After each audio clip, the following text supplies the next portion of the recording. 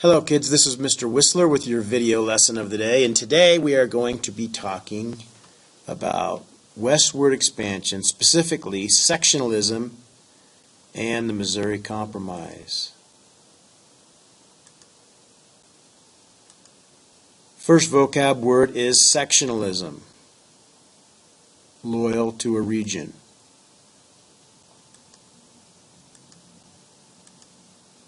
South, North, and West. One of the causes of the Civil War. Our second word is internal improvements.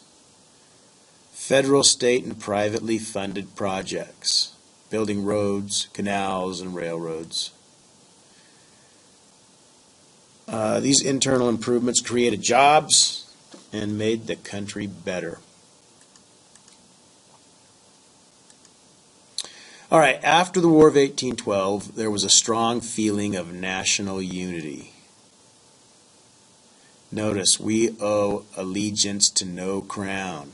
What does this mean, we owe allegiance to no crown? We defeated the British in our revolution, and we just defeated the strongest army in the world again in the War of 1812. We are our own master. So, in the election of 1816, it was James Monroe versus Federalist Rufus King. James Monroe, the Democratic Republican, easily won. I thought this was interesting that this guy's name was King, and the Federalists kind of got accused of being king-like. It was 183 to 34. Monroe, after he was elected, toured the country, and he was the first president to do so since Washington.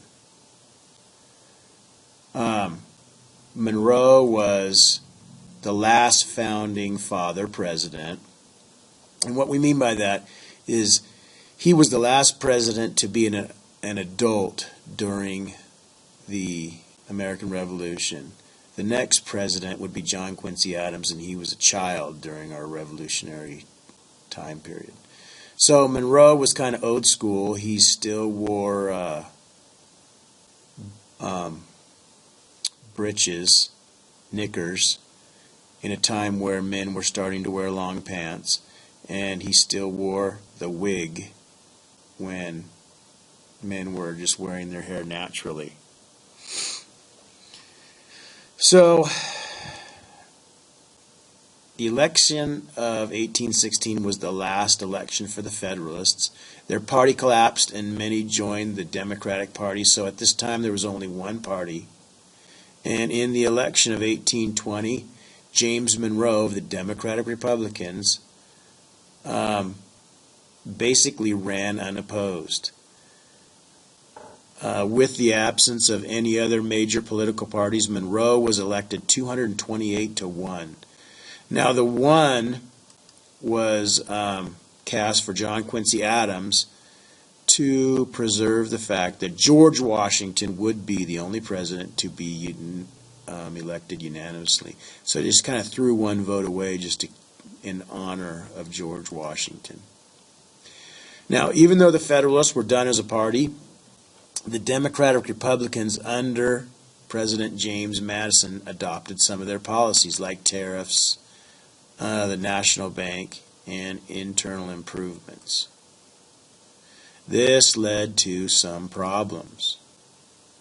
Now, the era of good feelings is kind of misleading. The first years were peaceful, and then prosperity then collapsed in the Panic of 1819. And the resurgence of sectionalism came back to the forefront. So, sectionalism. The country was broken up into 3 regions, or 3 sections. And the main issues of the time period were states' rights. The North were against it, and the South was for it. And slavery, the North against and the South for. Now remember, states' rights kind of had 2 schools of thought. The first one was that states thought they were more powerful than the federal government. The second one was that the states thought that they could nullify federal laws that they thought were unconstitutional. So, 3 leaders emerged in Congress to speak out for their various regions. In the North, you had Daniel Webster. He was from Massachusetts, and he was for tariffs, and he was for the nation as a whole. He wanted to keep the country together. In the South, you had John C. Calhoun. He was from South Carolina. He was against tariffs. He was for states' rights, and he was for slavery. Notice where these things pop in on the map, too. All right, from the West, you had Henry Clay. He was from Kentucky. He was for tariffs. He was for National Bank, and he was for internal improvements. The West was, internal improvements were an obvious thing to be for because there was nothing out in the West and they needed everything. So internal improvements helped the West. He was the compromiser. He saved the country from going to war several times through his compromises.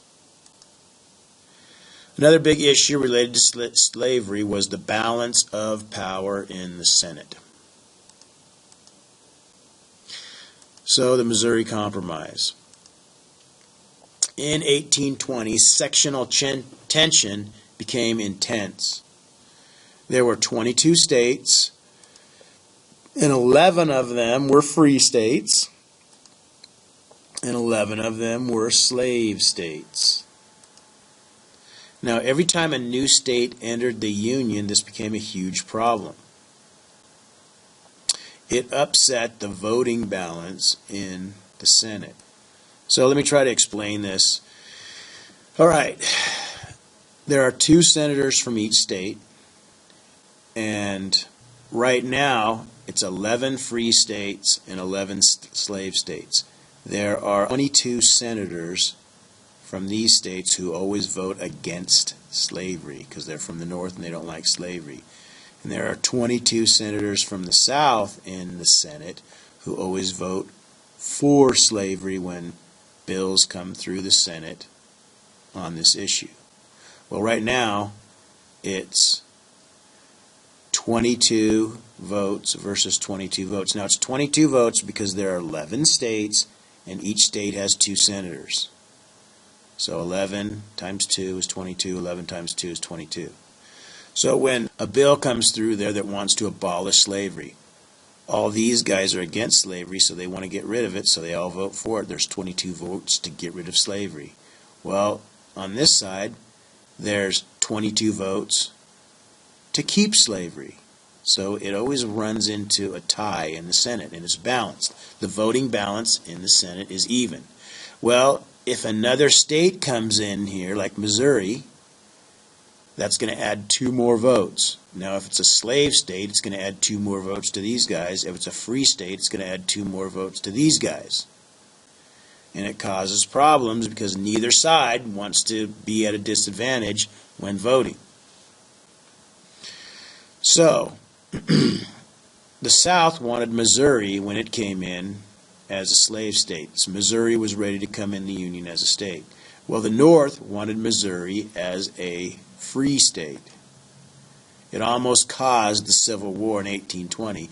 And experts think if the North and the South would have fought the war in 1820, that the South probably would have won. Now, the reason is, in 1820, the industry, the factories in the North were about even with the factories and the industry in the South. But in that 40-year period after 1820, the North had really built up their industry and their factories, and the Southern, since it's a farming area, industry kind of stayed the same. And in 1860, when they went to war, the South almost won anyway. So they think that if they would have fought the war when everything was equal in 1820, that the South probably would have won. Well, Maine applied for statehood at the same time. And Henry Clay came up with a compromise to save the Union from going to war. Now, it's called the Missouri Compromise. and Missouri would come in as a slave state, and Maine would come in as a free state. So that would be 2 more votes in the Senate for the free state and 2 more votes in the Senate for the slave state representatives. So it's still even.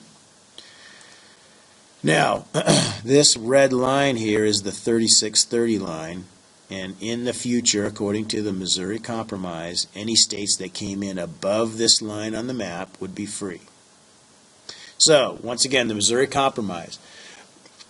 Missouri comes in as a slave state, Maine comes in as a free state, and in the future, anything above the 36-30 line on the map was supposed to be a free state or territory.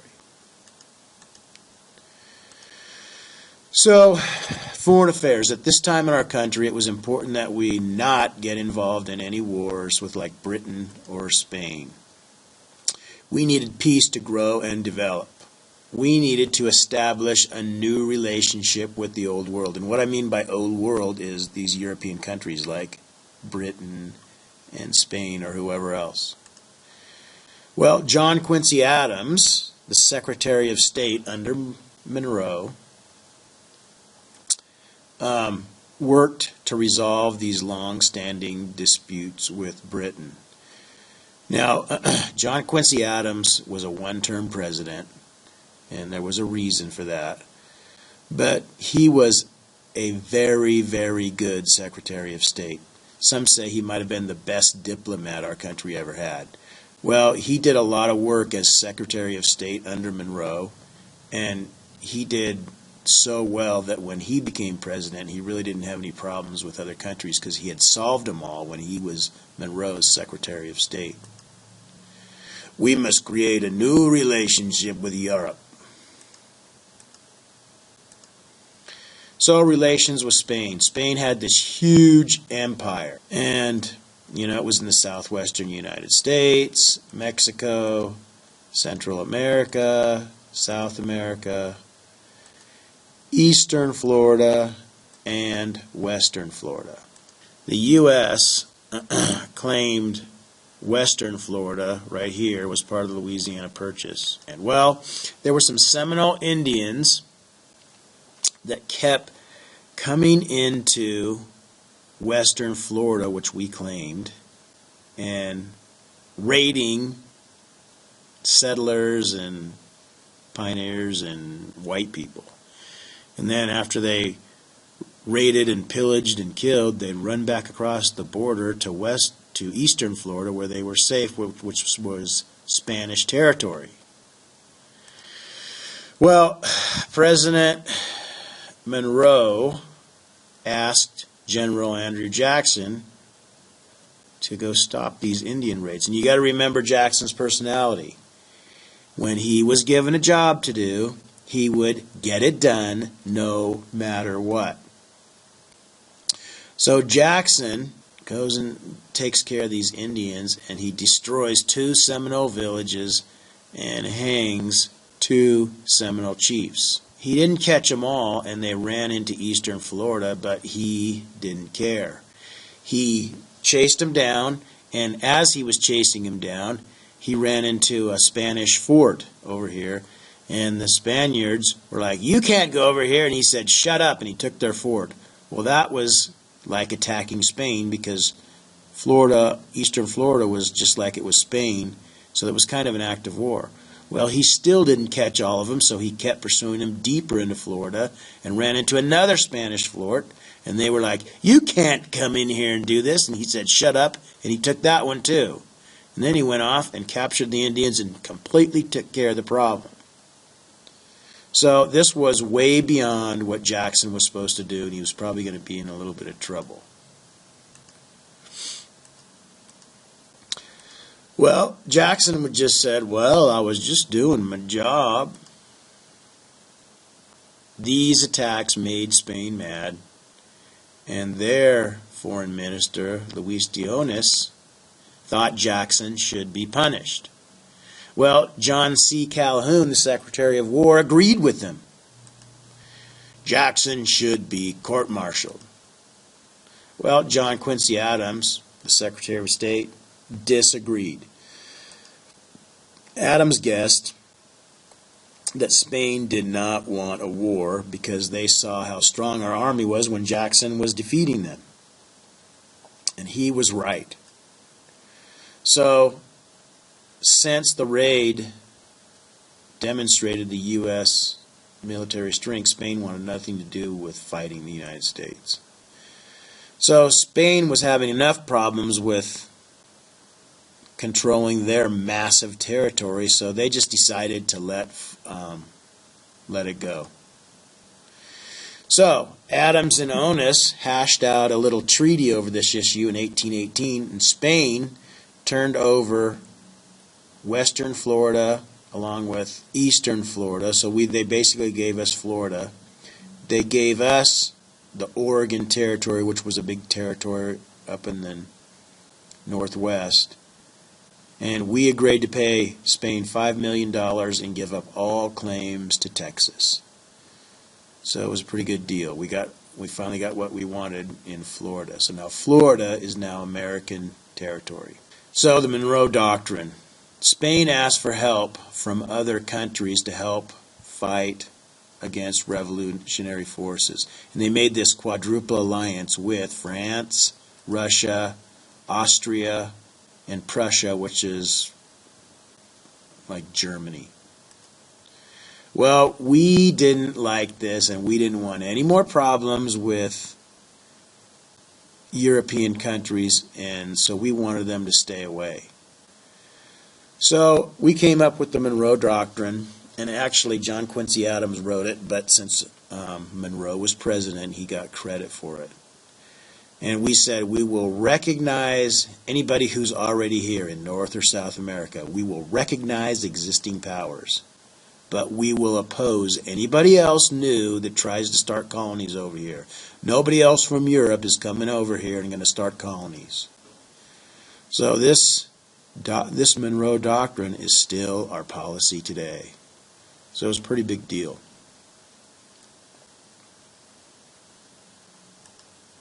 So here's your sectionalism notebook. Okay, I'll give you these maps. I want you to color them and outline the different regions, the north, the west, and the south. And I want you down here to explain how the Missouri Compromise worked. Basically, you say Missouri came in as a slave state, Maine came in as a free state, and anything in the future above the 3630 line was supposed to be free. I want you to draw a picture of the three leaders from each region, Daniel Webster from the north, John C. Calhoun from the south, and Henry Clay from the west.